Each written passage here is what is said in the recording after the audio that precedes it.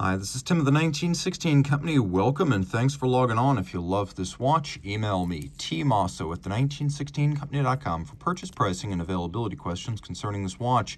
And this watch is a very fresh and still stickered example of pre-owned Breitling Superocean Heritage. It's actually the 2025 version of the watch, so the watch is hot off the presses. And I have to say, well, there hasn't been a quantum leap in Breitling design in any given year since the takeover from old ownership.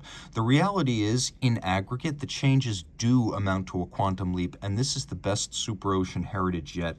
So the watch you see here is the Superocean Heritage 44. It's a 2025 release, as you see it, 12.5 millimeters thick from lug tip to lug tip, 52 millimeters with a 22 millimeter spacing between the lugs. We'll throw this watch on my wrist, which is 16 centimeters in circumference, and wears quite nicely. Comfortable. It's broad, though. I'm actually going to say that maybe I've got the smallest wrist that can wear this. I think because it's thin and easily fits under a cuff, a 16 centimeter wrist would be fine. But you can see those lugs are right out to the edge of my wrist, and you can see that again over the top. So if your wrist is my size or larger, game on. There is a 42 millimeter version of this watch if your wrist is smaller than mine. Another standout feature is that this is now a fairly thin dive watch, given that it is a automatic winding, rotating bezel dive watch with a 200-meter water resistance. 12.5 millimeters of thickness is getting into submariner territory, so in terms of being slender, it's up there with the best now. We have a rubber strap that conforms to the case and closes, so there's no gap between strap and case.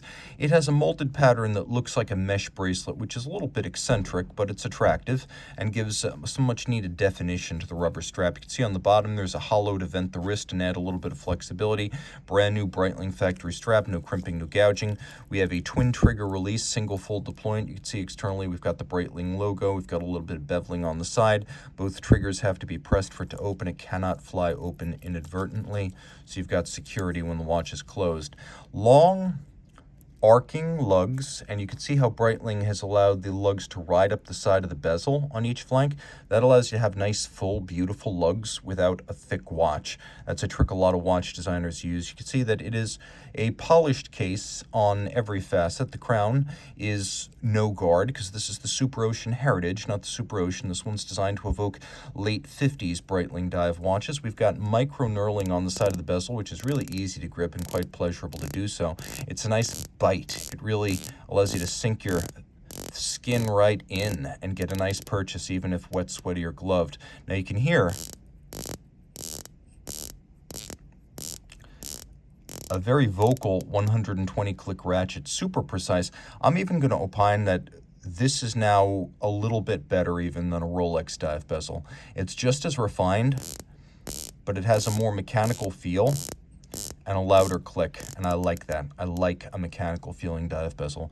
Now we've got a ceramic insert, which is nice for scratch resistance.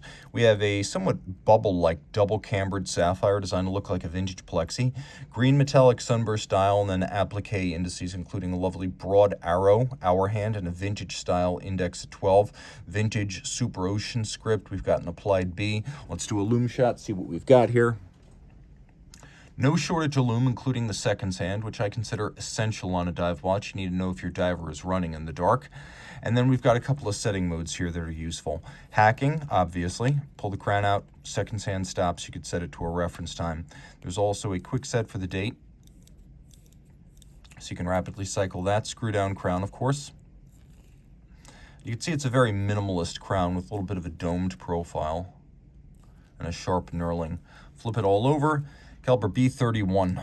It's a automatic winder, 5 position adjusted, COSC certified Swiss chronometer, 4 hertz beat rate. It's got a free sprung balance, 26 pivot joules, and a 78-hour power reserve. While the decoration is overwhelmingly mechanical, it is nevertheless attractive. And between the longer than expected power reserve, the chronometer certification, and the fact that this is Breitling's movement, or at the very least it is a Breitling exclusive movement, it's a very attractive piece. And I think that having the display case back adds a little bit of appeal for those who maybe don't have high horology budgets but still want to see the machine within.